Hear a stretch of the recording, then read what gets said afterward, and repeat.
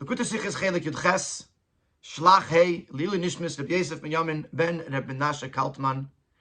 This is a fascinating Rashi Sikha that revolutionizes the understanding of the shear, the amount of how much challah, how much dough has to be separated when and given to the kohen, with a inyanim ufloim, with some incredible halachic relevance and a very beautiful, powerful lesson at the end in our faith in Hashem.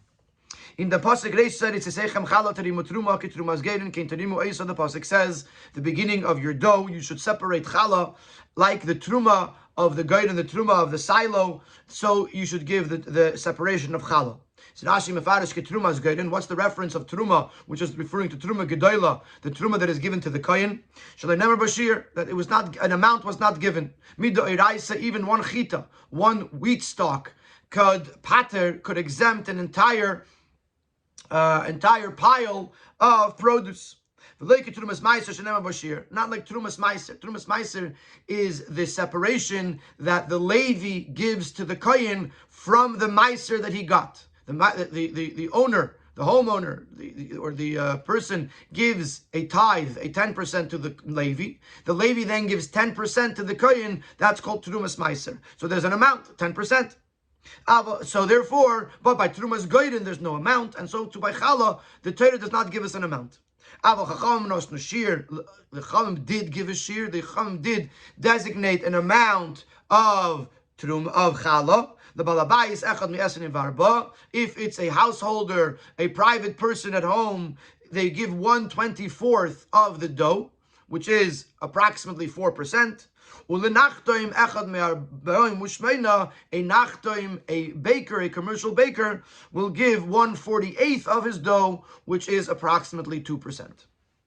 Daarvan verstehen, so the Rabbi is going to ask us 6 questions on every single detail of this Rashi. Number 1, Aleph. Rashi is doch meitik in Yonim from the Rashi Mamari Chazal Ba'aloch and Norvan does Negeo Mukachim Shemikra. Rashi only quotes ideas that are relevant to halacha if it also has a connection to Pshuto Mikra, to understanding the pasuk. I have come to do nothing but Pshuto Mikra. I understand what Rashi is telling us, the fact that there's no shear, there's no amount min haTorah, unlike Trumas Meiser that does have an amount. Because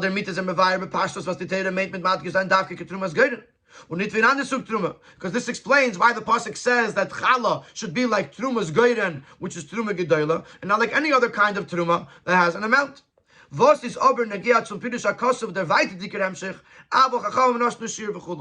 what is the relevance of the rest of Rashi that Chachamim did designate an amount to the pasuk? The pasuk tells us that you have to give challah. The pasuk tells us trumas goyren. So Rashi tells us there's no shear, there's no amount for the challah min haTorah. The fact that the halacha is that there is an amount, that's relevant to the halacha svarim. Why is it relevant to Rashi and Pshuto Mikra? Base. Next question. Afilu as brengendik, as es is nit gesagt geworden kein shear of challah. Willer bavoren na das meint as das meint nor bemikra. Aber die Rabbanan ben yabashtim tashir. Even if we'll accept that when Rashi tells us that there's no amount for challah, this is only from the Chumash, from the Torah, but the Rabbanan did designate an amount. So even if we're going to accept that that's what Rashi is trying to accomplish here, to tell us, 1 second, don't make a mistake and think that even la halacha there's no shear, there is a shear. Bleibt noch halt nicht move, and it still remains not understood. Why does Rashi have to explain what the amount is? Which is not relevant, seemingly, to the understanding the pasuk. When Rashi is doch nit kein sefer von halachas, Rashi is not a halacha sefer. Kommt nur mefaras Pshuto Mikra. He's coming to explain the pasuk. So even if Rashi feels that the person has to know that there is an amount, but what the amount is, that's relevant to halacha, not to the pasuk. Gimel, and let's build on that. When I feel him is even if we want to explain that Rashi wants that we should have some sort of idea what is the amount of challah. It would have sufficed for Rashi to say that the householder gives 1/24. which is the amount that is applicable and relevant to the majority of people. And this is how we find it in Targum Yonason. Is weiter from Rashi, though usually he is further away from the basic understanding of the psukim than Rashi is. But in this case, as he brings only the amount that the general people, that the most people would bring, 1/24. So we're now going back to Rashi. Why does Rashi have to add that a baker would give 1/48? Dalet. Nochmer. Really, the whole idea that we're discussing an amount is really a contradiction to itself. Rashi is contradicting himself. He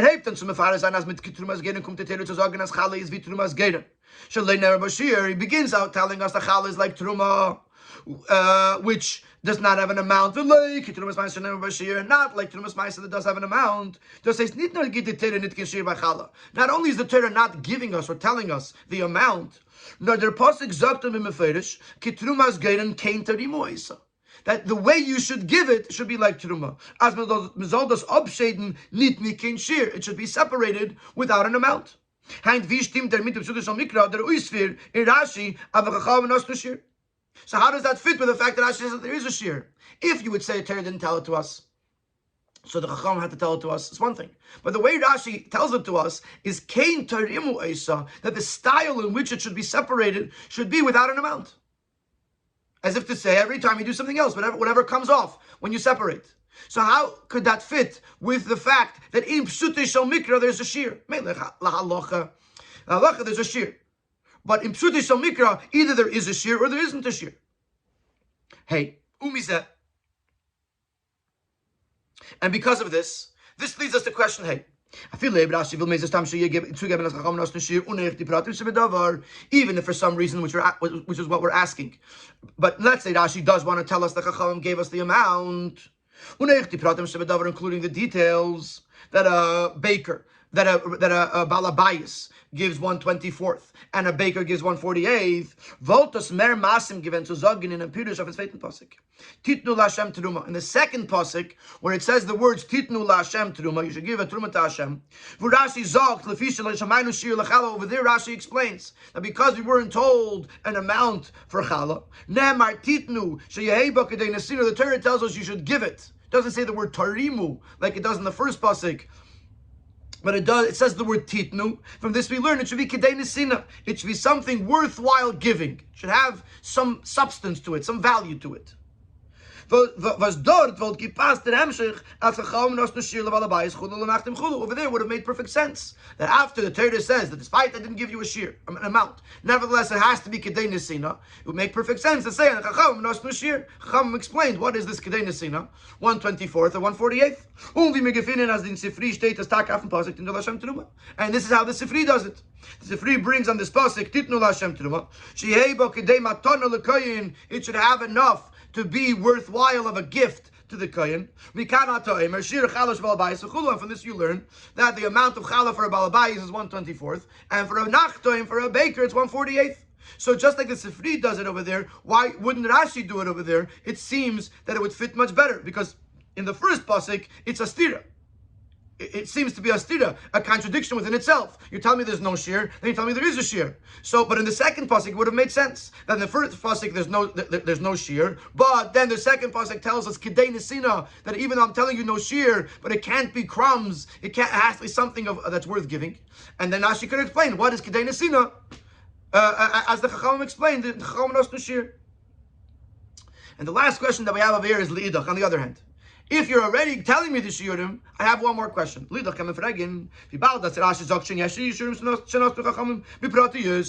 Rashi does specify the details of the amounts that the Chachamim gave, for the balabayis it's 1/24th, and for the baker it's 1/48th. Why does Rashi not explain the reason? Like in Sifri. Sifri says very simple, that the nachtoim has a much bigger dough. So if you give a smaller piece, it's still an honorable piece because a smaller percentage, it's still an honorable piece because the dough is so big. But the balabais, which usually bakes, a smaller dough, then if you're going to give 1/48th, it's going to be very, very minute. So therefore you give 1/24th, so it should be something of chashivus. That's what the Sifri explains.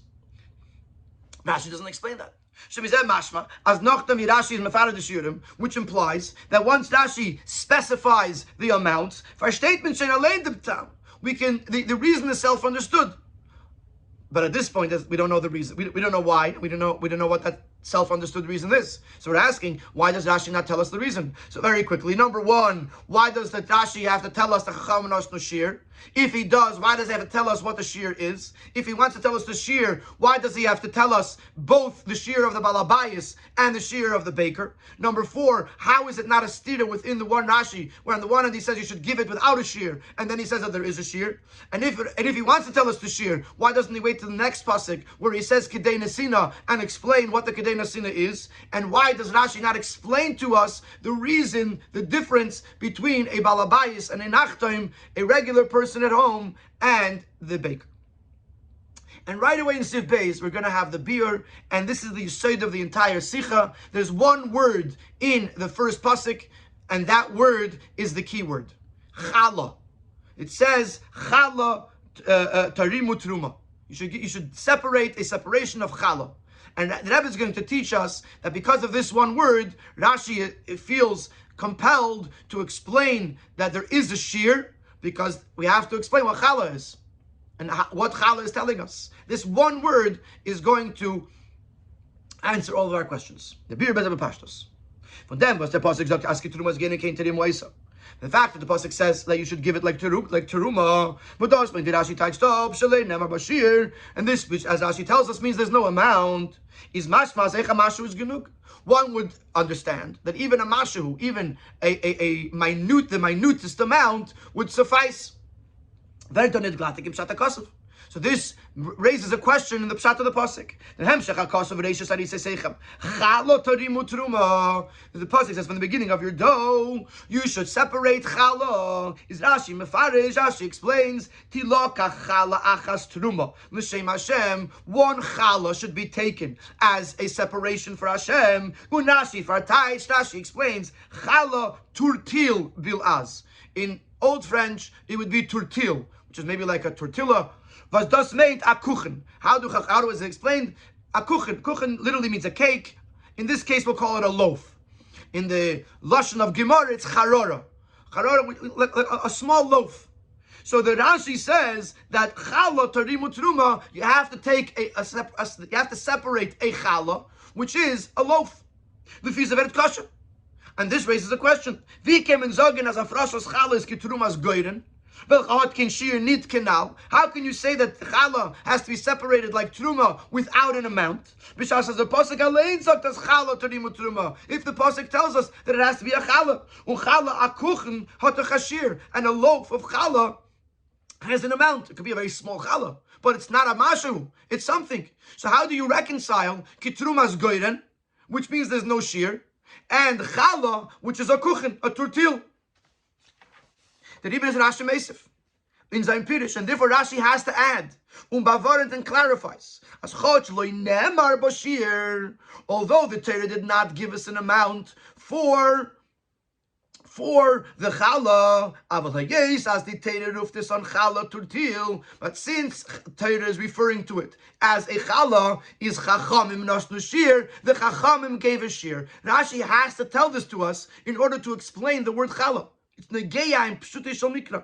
Das heißt, afal pi es chala damein turtil stam, even though it means a regular loaf without an amount, weist ober der shem chala av a gewisse chshivus was darf sein in dem chelek hanitrim. It nevertheless shows that there has to be some level of importance, of substance, to the piece that is being separated. Nit kein pirurim v'kayetze baza, you can suffice with crumbs. Und der Pharao and the Chachamim gegeben Ashir kavua b'chalech b'kamus. And therefore the Chachamim say not just it has to be something of echos, of quality, a loaf. How do you define a loaf? The Chachamim gave a quantitative amount, 1/24th or 1/48th. Rashi has to say this, because otherwise you're going to say, what does it mean chala? What does it mean turtil? What does that word mean? So therefore Rashi explains Chachamim nosnu shir to be that Torah does not tell us the amount. Torah does not tell us the amount, but nevertheless, Torah does say that a mashu is not enough, and therefore Chachamim gave a shir. So that answers our first question. Why does Rashi get involved with Chacham Nas Nashir? The answer is because it says Chala. The Ben Chamis the Mikra is going to say, 1 second, how could you say there's no shir, and at the same time, which would imply that a mashu is enough if it says Chala, which is more than a mashu. So Rashi says, you're right. Chacham Nas Nashir. Chacham said that a taka cannot be a mashu. It has to be more than that. But then we ask the question, why does it have to tell us what the shir is? And why does it have to tell us both the Balabais and the Nachter? So the Rebbe continues to explain in Siv Gimel. Just to say that Chachamim gave an amount without telling us what the amount is would not be enough, would not suffice. Since a loaf does not have a specific amount, as an afaran chalas from verschiedene größe. There's chalas of all different sizes. You have little tiny bulkalach, little tiny challah rolls, and then you have simcha chalas that are 6 feet long. Wollt man gekent meinen, als der Uftu von die Chachamim besteht, geben a shir kavua in der Grace von der Chelek shalatzma. So you would think, if Rashi had just said, Avo Chachamim nosnu shir, you would think that shir is a quantitative amount, which means to say, an Yisharin, for example. As we find by other karbanis, like the carbon toida, Rashi says there was 40 different loaves, and there was 10 of each type, and then each one was an Yisharin. The size of the challah was an Yisharin. So it doesn't matter the size of the loaf. It doesn't matter what you were doing. It gave you a specific amount. Let's say, in using in our languages, 6 ounces, whatever it is, it would give you a specific amount. You would think that Chacham Nosnu Shir means a Shir Kavua, a designated, specified amount. Therefore, Rashi clarifies that in this case it's not like that. The Chachamim were designating an amount relative to the dough. The Balabais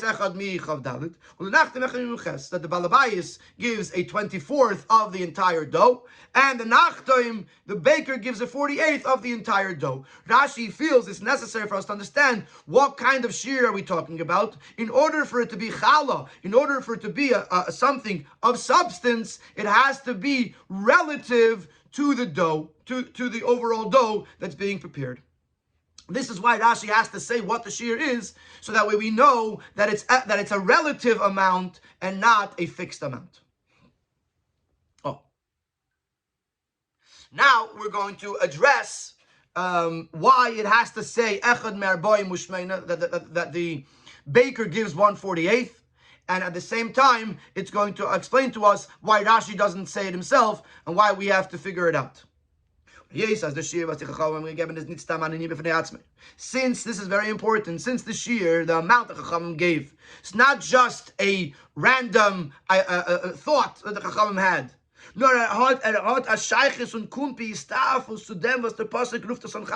It's connected to the fact, and it comes from, it's based upon the fact that the pasuk calls it challah. As we just explained, because the pasuk said challah, and challah is a inyan shel chashivus, therefore the Chachamim gave an amount. Is move on for was Rashi darf nicht maß an dem Tam auf die 2 verschiedene Schulen von Balabais und Nachtem. It's understood why Rashi does not explain why there are different amounts. It's self-understood. Since you're basing it on challah, so obviously, if different types of people have different types of challahs, then their amounts of what their challah is going to depend on their challah. Now, if the Chachamim gave a shir because they felt that it wasn't nice to give a kohen such a small amount, so you could say, once you're giving him something, you're giving him something. But since it's coming from the word challah, we want to teach you that the amount has to be something that it has a chashivus to it. Then depending on your challah, it's going to depend the chashivus. And therefore, as the Rebbe is going to explain in the Sikh, I'm just giving a little introduction. Therefore, it's obvious that Balabayas and Nachtim have different types of challah, and therefore they have different types of amounts for separation. And here the Rabbi explains. The challah was a balabayis was a nitkin back. The challahs that a balabayis bakes, then a challahs gedolos lefiyerich, are usually larger challahs. That's point number one. They're larger challahs. If he's already baking a whole isa, the challahs that are going to come from there are going to be nice size challahs. Number two, it's for himself. He's feeding for himself, his family, maybe even his guests. But it's for his own house, it's for his own benefit. So the entire challah is for his own benefit. Therefore, we expect from him a larger amount. A, his challahs are bigger, and B, everything that he's baking is for himself, and therefore, we expect of him to give a larger amount. Conversely, the baker is baking for various different types of clients, both poor ones or wealthy ones. So therefore, he's also going to be baking smaller challahs to be able to sell to the lesser wealthy buyers. The second point, sein Parnasse Chelek in is nur der Revach, was bleibt noch in der Abnehmen die Yitzhois von the Mel holzen as weiter. What he gets out of this is only the profit after paying off his expenses of the flour and the wood for the fire, etc., etc. So number one, he's baking smaller challahs. Number two, his profit margin is much smaller. His gain for himself is much smaller. Therefore, he gives a smaller portion because A, he's baking smaller things, and B, he's gaining less. So therefore, we only expect of him to give a smaller portion. The Rebbe Bavarans in Order 13 that if Rashi's shita, Rashi's approach was, like we said earlier in the name of the Sifri, that the Nachtim has a bigger Isa, and therefore he can give more, then Rashi should have explained this. Especially since Rashi told us earlier, and we're going to get to this in a moment, that regardless of it's of a Balabais or if it's a Nachtim, the Isa is the same size. The minimum, he says, the same size. It's 1/40. It's 43rd and a fifth of the equivalence of an egg. So therefore, so also the Balabais has a big Isa. So if that was the reason, then Rashi would have had to explain it. From the fact that Rashi doesn't explain it, it means that it must be connected to something that Rashi that is self-understood, and therefore it connects to the word challah, and the challahs that they're making are different, and therefore their amounts are different. When Alpi says movement pashtas was Rashi bring Beidish Yudim, and now we understand why Rashi brings both amounts. The Balabayis ul nachtem, for him kashem because saying was chacham nos no beishir is all you say zevas teter zaktem lashon chala turtil torim utrum kanal. Since the whole idea that the chachamim gave an amount is based on the fact that the Torah says chala, and we tashi explain turtil a loaf. So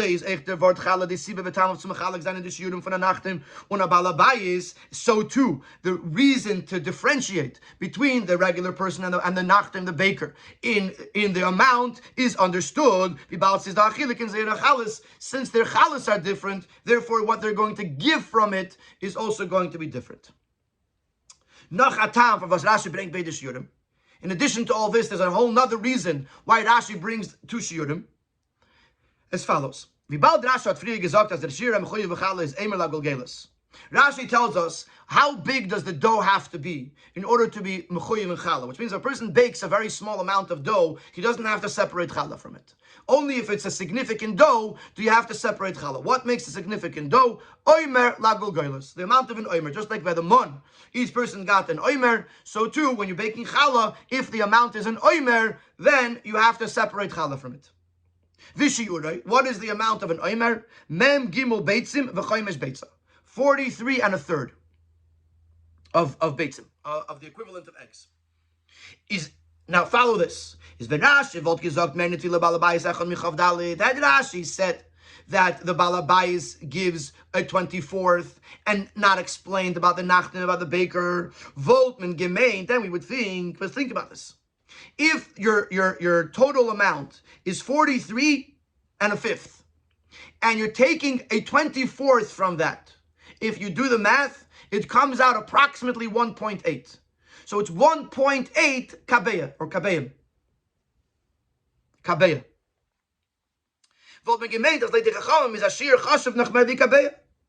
Then it would imply that Chacham are telling us that what is considered a significant amount, an important amount, more than a kabeya. Which contradicts to the Ben Chamesh, which contradicts some of the things we learned earlier. Earlier, for example, the example that Rebbe brings in Order 16 is about Tumas Eichlin.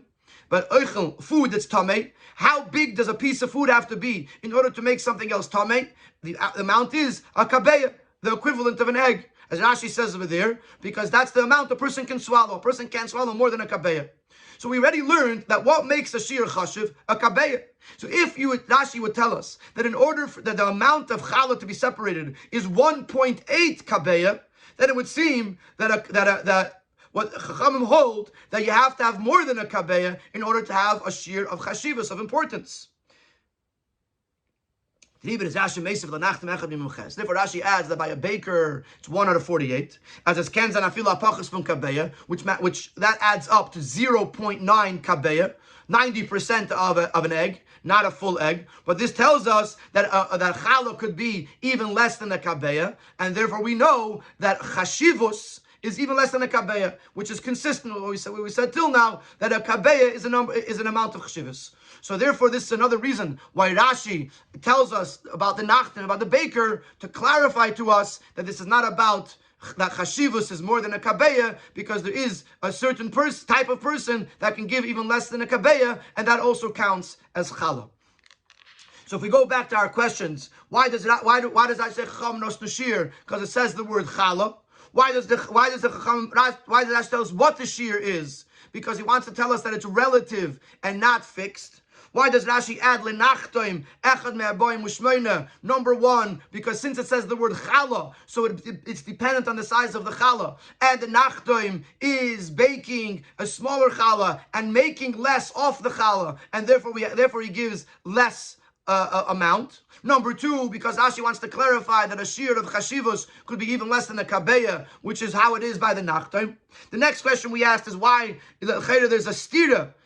In the Rashi says there's no shear, and then he says there is a shear. The answer is le'ne'amar bashir. The Torah doesn't give us an amount, but because it says the word challah, therefore Chachamim felt that we have to tell us what the amount is. And if the question is why doesn't Rashi wait till the next pasuk, like in question hey, the answer is very simple, because it's already in this pasuk that it says the word challah, and therefore Rashi has to answer the question, what does it mean the word challah, and explains Chachamim nos shear. And number 6, why does Rashi not explain the difference between the balabayis and nachtim? The answer is because it's moving meyatzmai. It's self-understood. Since the whole thing is founded on the word challah, then if the people have different types of challah, then there's going to be different types of amounts, and it's self-understood. In Sif Daled and Hey, the Rebbe is going to bring a different stira, another stira that Mefarshei Rashi asked on Rashi. The Rebbe is going to bring 3 different opinions, 3 answers from Mefarshei Rashi, and then the Rebbe is going to explain that based on what we said until now, these Mefarshei Rashi are not correct, at least according to Psuli Shal Mikra, and the Rebbe's approach is very different. From the Inyanim Ufloim, as Beken Aristam from the Pirush Rashi, as we know, usually when the Rebbe uses the term Inyanim Ufloim, he's referring to Inyanim in Halacha. So one of the Inyanim Ufloim, as is Da Shakal Vatari after stated in the Pirush Rashi, there's a discussion on the contradiction in the Pirush Rashi. But in dem pasuk sagt Shalena Bashir Chulu Avacham Nos Nushir LeBalabais Nos Nushir LeBalabais Echad Michav Dal Nachtim Echad Mimches. Was is Mashmaz Min Ateres Kiklal Kishir Nishta. In this first pasuk, Rashi says that the Torah does not give us a shear amount, but the Chachamim do give a shear, which is mashma that midayraisa min haTorah there's no shear, even the minutest amount would suffice, and midarabonon there is a shear. Und in pasuk titnu la Hashem sagt sheyei bo kedei nesina as chalot yashir min haTorah. Then in the next pasuk, Rashi says from the word titnu we learn that it has to be kedei nesina, which means even min haTorah it has to have a certain shear, a certain amount, more than a mashu. That a mashu would not be enough. A small amount would not be enough. So this is not the same stira that we asked in question Daled. In question Daled we asked the stira in this Rashi itself. And he starts out saying there's no shear, and then he says Chacham Nash no shear. And that we answered that Miradiraisa there's no shear, but the Chacham will give us a shear because the Torah says Challah. But now these Mefarshei Rashi have a different question. Midoiraisa, is there a shear? Is there no shear? From the pasuk Kitrumas Geiden, it's mashma from Rashi that there's no shear. From the pasuk Titnu Kedei Nesina, is mashma that there is a shear. So here are the explanations from the Mefarshei Rashi. The Reim, Rabbi Mizrachi verantwortet as das was Rashi sagt bei Titnu LaHashem she'ebuk de Nesina. The fact that Rashi says that Titnu LaHashem, that it should have something worth giving, is not an asmachta ba'alma, is only something to rely on midrabanon, or midraisa is taka nitaki shir of chala. Midraisa there's no shir. Kitrumas Geiden means there's no shir. Midraisa there's no shir, and the Chachamim gave a shir, and Kedei Nesina is an asmachta. It's something they rely on. Something they use to support themselves better than rely. Is a support minatayra to the midrabanon. Their Gourarie, the Maharal zogt, as Kedei Nesina is the mitzvah the kamar. Kedei Nesina is to fulfill the mitzvah properly. In other words, lechatchila. Lechatchila you should give Kedei Nesina. But certainly the name of chala is applicable to it, even if he gave less than shir nesina, which means even if he gave a small amount, b'diavad, he is yoitza. The food becomes permissible, and the separated piece becomes challah. The Neder B'Yehuda is mevarei barucha. The Neder B'Yehuda has a lengthy discussion on this. In the Sicha, the Rebbe is mekatzer very much compared to the length of the Neder B'Yehuda. But here is what he says. There's one mitzvah, unlike the Ramban, for example, that says there's two separate mitzvahs here. The Neder B'Yehuda accepts that it's one mitzvah to separate challah and give it to the kohen, but he sees two elements within this mitzvah. Aleph mafkiyas and dem iser tevel from the isa. Was der mit werter mutter bachila, to remove the name tevel. Tevel means something that was not yet finished, prepared to be eaten, either because trumas weren't taken, or maisis weren't taken, or challah wasn't taken. So in order to remove the name tevel off this dough and make this dough permissible to eat, is one step. Based der ikir mitzvah, the primary mitzvah, the geben das zum kohen, to give it to the kohen. So number one, you have to separate the piece of challah from the dough. That's one thing, and that is to kasher the dough, to make the dough kasher to use, to eat. And number two, to take that piece and give it to the kohen. Und der Chelek beinehem, af zum afkiya sein dem isa tevel von der isa is netake shimon ater. Unafilu amashu pada de isa. To remove the word tevel, the name tevel, off the dough, that there's no amount in the Torah, and even the minutest amount would exempt this dough and make it permissible to use. Oh, but after Mekayim and the mitzvah nesina lekein, but to fulfill the mitzvah of giving it to the kohen, darf min ha-teire zayin ashir, min ha-teire, there has to be an amount. And the Neder B'Yehuda says, what's that amount? Echad michav dalid, oder echad mimuches, fun an isore. Notice this is very important.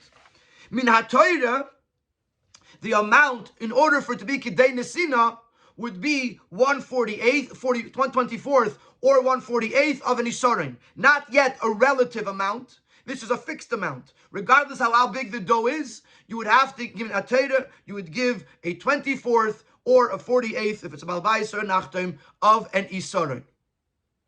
So this is what Neder B'Yehuda is saying so far, that there's two aspects here. One is to remove the name tevel and to separate something. Over there, even a mashu is enough. That's why it says kitrumas geiden, as the Rebbe will say in the Sikha in a moment.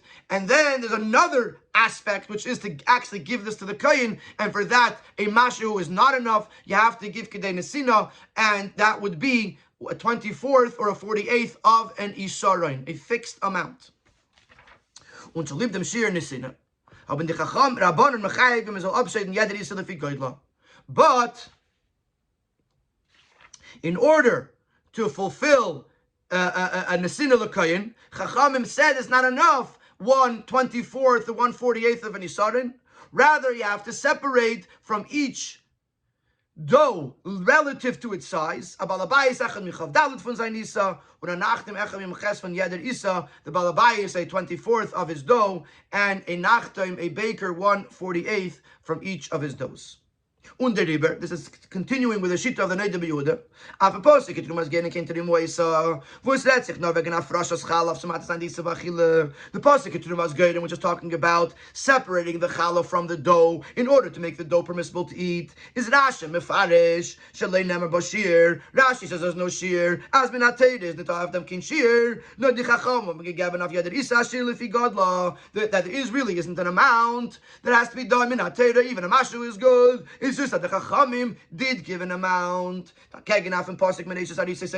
Titnu laHashem truma, and then on the second pasuk, where it says that you should give to Hashem, is Rashi mefarish. When it comes to giving it to the kohen, Rashi says,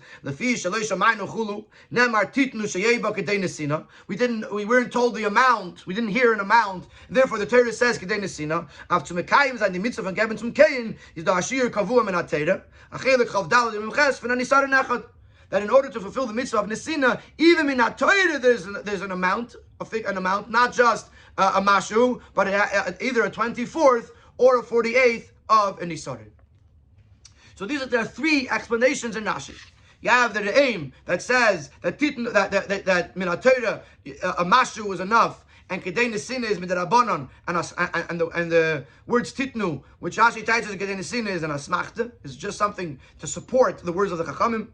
The Gourarie says that milachatchila you have to give a kedei nesina, but b'di'eved a mashu is enough. The Neder says that in order to be to the mitzvah of hafrasha, of separating the challah and taking off the name tevel from the dough, a mashu is enough. But in order to do a nesina, in order to be kayim the nesina l'koyin, you have to have kedei nesina, and that is a 24th or a 48th of an isarin, which that's kedei nesina. And then on top of that, Chachamim gave a shear that you have to give a relative to the dough, a 24th or a 48th of the dough. In Sifei, the Rebbe is going to show two things. First of all, I don't think it says this clearly in the Sikha, but according to the Rebbe, this whole question is not a question. According to the way the Rebbe types Rashi, this question is not a question. Because even in the first pasuk, Rashi already said that there's a shear. Why is there a shear? Because it says the word challah. So even though, as we explained at length in Sif Gimel, Sif Gimel,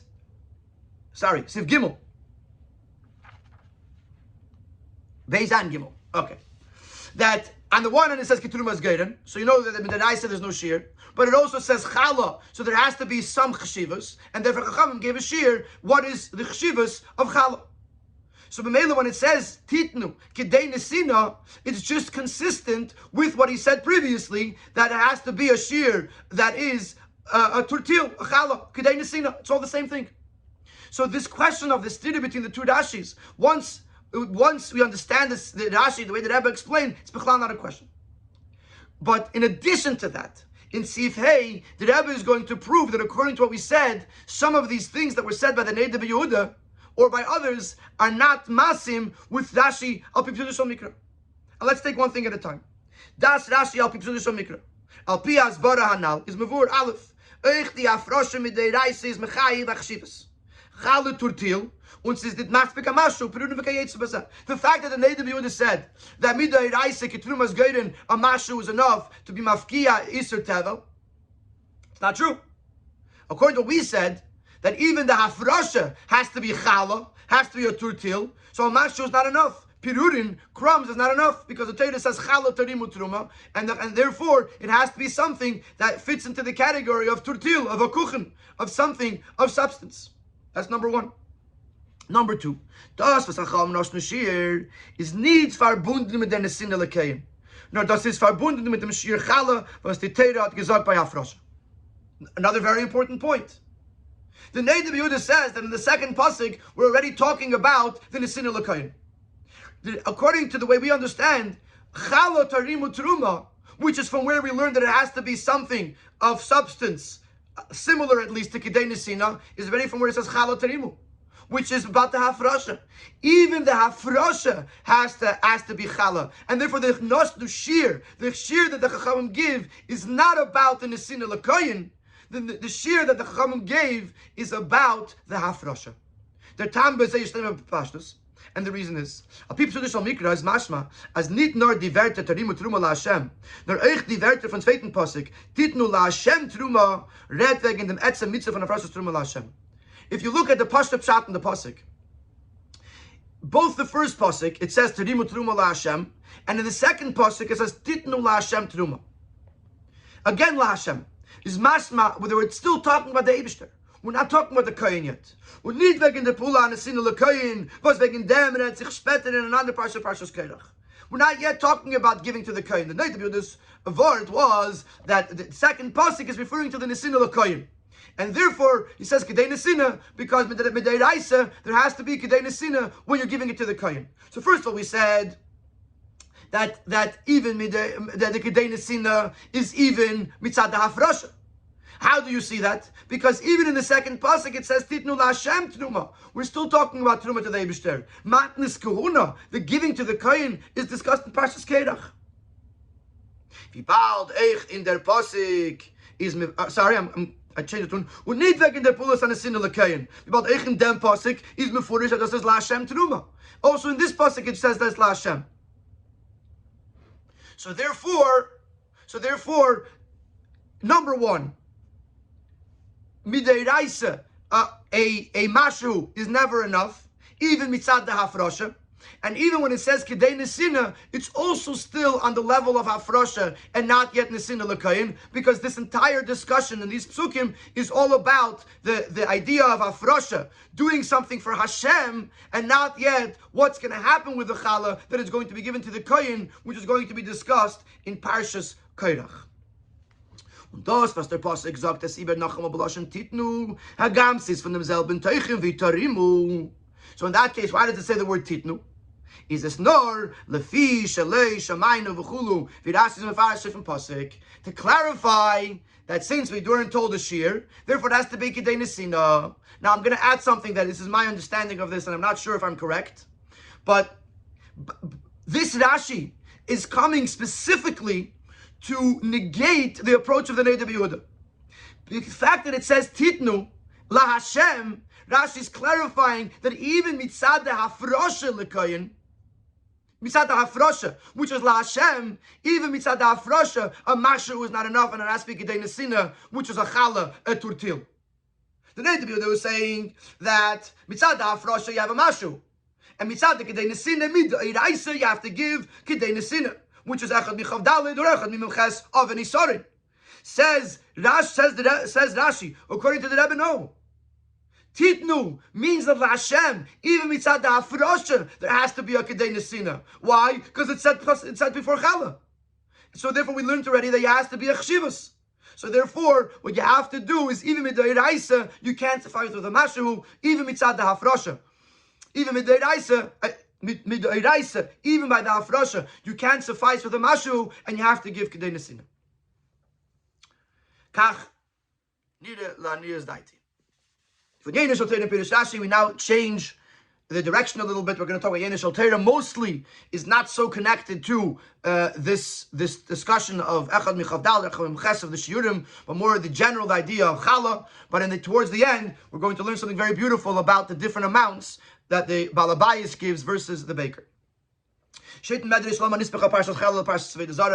says, why is the Parsha of Challah juxtaposed to the Parsha of Avodah Zarah? To teach you that whoever fulfills, whoever upholds the mitzvah of Challah, ki'ilu batel Avodah Zarah, or bitel Avodah Zarah, is as if he stopped Avodah Zarah, he cancelled Avodah Zarah, and someone who does not do the mitzvah of Challah, ki'ilu kiyim Avodah Zarah, it's as if he is supporting or upholding Avodah Zarah. This is totally not understood. Aleph, was für Shaykhas hat die mitzvah von Challah? What is the mitzvah of Challah? Was ist verbunden mit einer einfachen Pule, was tut mit Anisa? Which is really a very simple act that he's doing with a piece of dough. How does that connect with Aleph, Bittul Avodah Zarah, with getting rid of Avodah Zarah? Beis, was as you say, number one, Challah versus Avodah Zarah. Number two, a simple mundane act compared to a fundamental act of faith or lack thereof in Torah. Another thing we don't understand. Farva steht der Lashon Kol HaMakayim Mitzvah Chelek Ilu Botel or Bitel Avodah Zarah. Chamavatl Mitzvah Chelek Ilu Kiyum Avodah Zarah. As if you're taking down the Avodah Zarah or you're upholding the Avodah Zarah. But from them is Mashma Seretzach wegen Avodah Zarah was Hashem Faram von früher. It seems that we're talking about a pre-existing Avodah Zarah idol. Und durch ihm ist es Challah is das Mavatl. And through fulfilling the mitzvah of Challah, you're taking it down. Und durch Mavatl the mitzvah of Challah is Benes Mekayim, you're upholding it. Even if Challah and Avodah Zarah do have a connection between them, each other, should have said that if someone fulfills the mitzvah of Challah, he is denying Avodah Zarah. Someone who does not do the mitzvah of Challah, as if he's worshipping idols or he's accepting idols. What's the lashon bitel and kiyim? Zayin the asbara in that. Here's the explanation. One of the explanations in the meaning, the significance of the mitzvah of Challah, obviously according to Yeina Shel Torah, according to Pnimius HaTorah, is that one of the explanations in the meaning, the significance of the mitzvah, in order for a person to receive his livelihood and all of his needs, his necessities, which generally they're all included in the word dough. Actually, in American English, you say someone has dough referring to money. So Isa and Parnasa is connected. The lechem was a from Parnasa. Bread, food, is the main point of livelihood. So in order for a person to have all of his livelihood taken care of, therefore, a person has to do the various different jobs of plowing, of planting, of cutting down the wheat, etc. Tana Sidura, the Pasnak, like the Gemara says in Shabbos, that the Tana, when it talks about the prohibitions of Shabbos, it tells us the order of making bread. So besides knowing what we can do on Shabbos, we also learn from this how to make bread. So in order for a person to make dough, have parnasa, a person has to do all these various different jobs. Things that are necessary in the natural order of events, whether a person is a yid or not so. And a person can make a mistake and think, this is not connected anymore to the Eibishter. His parnasa is coming through his efforts, his natural efforts. Even if a person was to believe that the Eibishter is the one who designed this nature. When a person plants and sows, he receives his necessities. Is aber nach dem ersten Mal einstellen die Aspargufe, nach dem ersten Mal einstellen die, I don't know how to read this. Is aber nach dem ersten Mal einstellen die Aspargufe nicht verbunden mit dem Eibishter. After the first time, the Eibishter set up the system that a person has to work for his parnasa. After that, it's an autopilot. That whatever a person does, that's what brings his parnasa. So a person could think that the Eibishter set up the world in a way that you work, you make money, and therefore the harder I work, the more money I make, and it all depends on me and not on the Eibishter. Chas v'shalom. Then come the in the mitzvah of Challah, and therefore there's a lesson in the mitzvah of Challah. From the very beginning of your dough, you should separate Challah for the Eibishter. Before you can benefit from the dough. And Erkenter, he acknowledges, it comes down in an action. As the Reish is the very beginning, the very beginning of this dough, and included in that is all of his necessities, his Truma Hashem, is separate for Hashem, says it's not accomplished through his own efforts because of the rules of nature. It's the Eibishter who gave you the ability to amass this wealth. And it's the bracha of the Eibishter that brings someone riches. Nochmer, let's take this a step further. Since the Eibishter is constantly renewing in every single moment the works of creation, the Eibishter is Mahavad, the Eibishter is bringing into being, from nothingness to somethingness in every single moment. Kumturi says, not as the Birchas Hashem is labish in Teva and in Zanamaisim. Not only is the Eibishter's bracha being enclosed in nature and in the person's work, the whole nature and everything that he does is nothing. The entire existence of the whole nature and everything that the person does, every effort that a person makes in his business is all based, sustained by the Eibishter's words that are constantly keeping it alive. It's not giving challah as a charity. Especially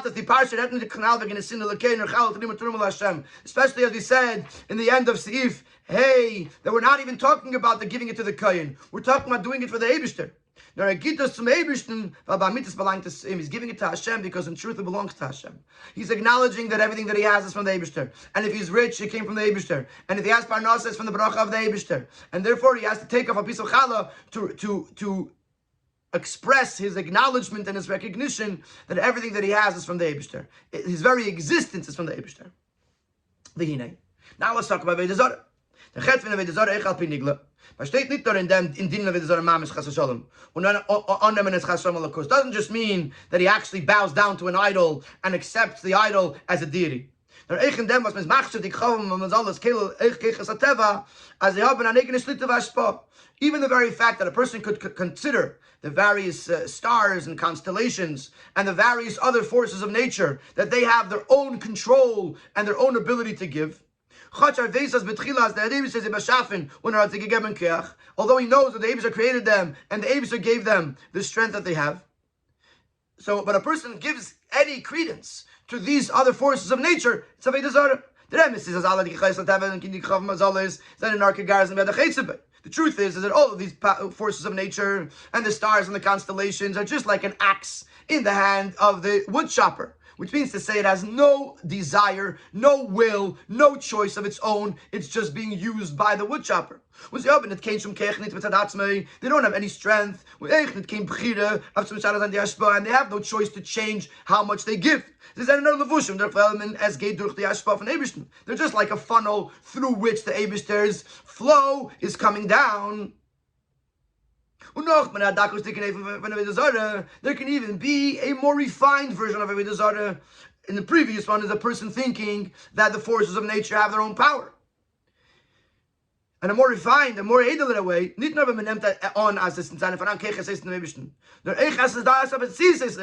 only if a person recognizes the forces of nature as something, if he recognizes anything in the world as an independent entity, it's Avodah Zarah. The truth is, there's nothing that exists outside of the Eibishter. So Avodah Zarah is pshat, either in a more practical way, when a person thinks that the forces of nature have power, and a more refined way, when a person thinks that that nature can exist independently without the Eibishter.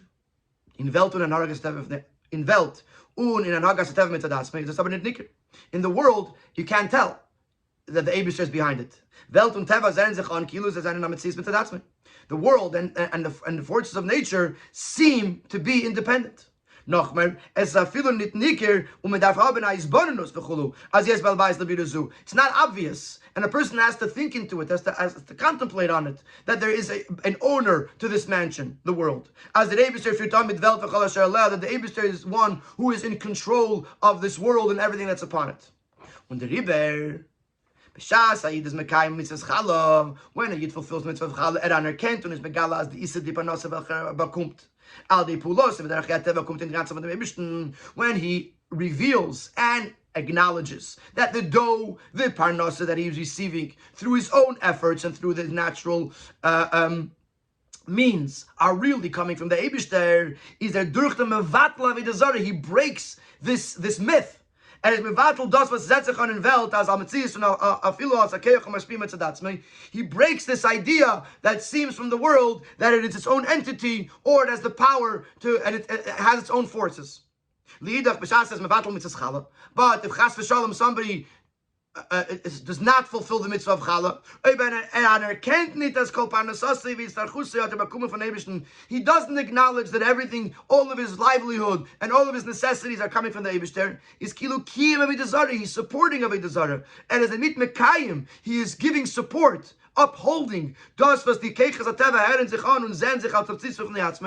fact that the forces of nature think of themselves as an independent entity, because he's accepting that the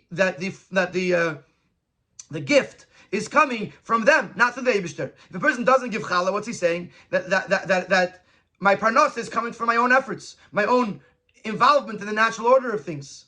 That's Avodah Zarah. He's supporting this myth that things can come from my own efforts, from the forces of nature, without the Eibishter. Nochmer. Even more than that. I feel even if someone forgot, even if it was an accident, to say I forgot up to certain challah, he forgot to separate challah. It's still supporting Avodah Zarah. To forget is only something that's not in front of your face. Is nicht shaykh as vergessen of them. Something that's in front of your face, can't forget. It's right there. Wie bald das vergessen auf zu schäden challah. So if you forgot to separate challah, das heißt bei ihm hält sich nicht an als Auskunft von Eibishter. That means that in front of his face, he's not acknowledging or recognizing or realizing that everything's from the Eibishter. Is it the mitchas shalom akayim the mitzvah of the Zarah was not involved with the. He is supporting the idea that the world thinks of itself as its own independent entity. How? Because he didn't see it in front of his face, and because of that he forgot to give challah, separate challah. So this is the explanation of this medrash connecting challah and avodah zarah. The challah is there to remind a person and to express the person's recognition and acknowledgement that his parnas is from the Eibishter. And if chas v'shalom he can't do that, then he's supporting the avodah zarah, the idea that the forces of nature and his own efforts in the world of nature can suffice to provide him with parnas, which is a form of avodah zarah. In Sif Tes, the Rabbi is going to explain why there are amounts that a balabayis gives less and gives more, a nachtem gives less, and b'chlal, why is there an amount and why is a mashu not enough? The Rabbi says very beautiful. Since Avodah Zarah is also mashu, which means to say that once something was used for Avodah Zarah, even if it's the smallest amount, it's already also to benefit from. Therefore, since challah is the antidote to Avodah Zarah is b'mashu, challah is b'mashu. That once you have the minutest amount, you can be able to the mitzvah of challah. On the other hand, this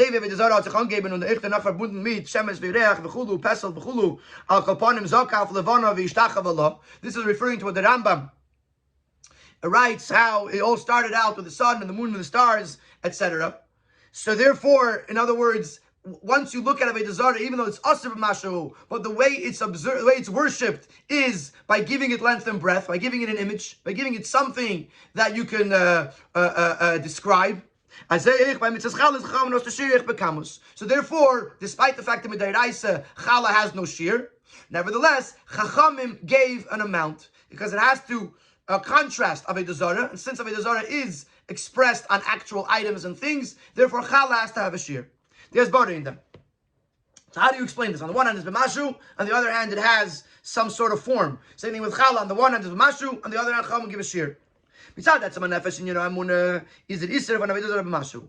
When you're coming from the soul, from the level of faith, Avodah Zarah is in the smallest amount. Das heißt, as in der Amunah Torah Zayin kein Stum Tvisas Makam from Metzias Chutz the Meibishten. Afilu b'dakas adakus. In the person's faith level, there can't be any room for anything outside of the Eibishter, even on the smallest level. The Libra is Eich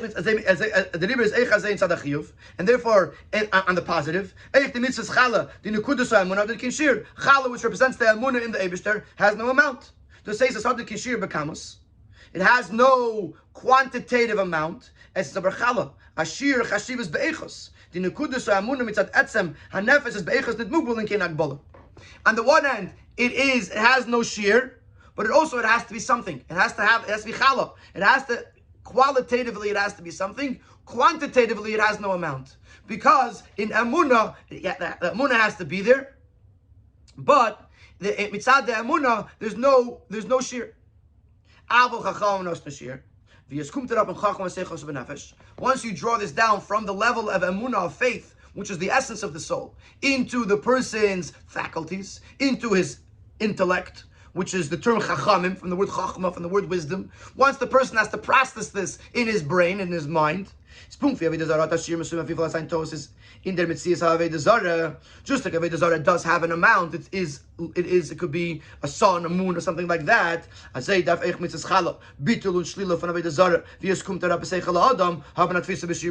also the challah, as it comes down into the person's seichel, into the person's grasp, it has to be with a definition. It has to have parameters. And just like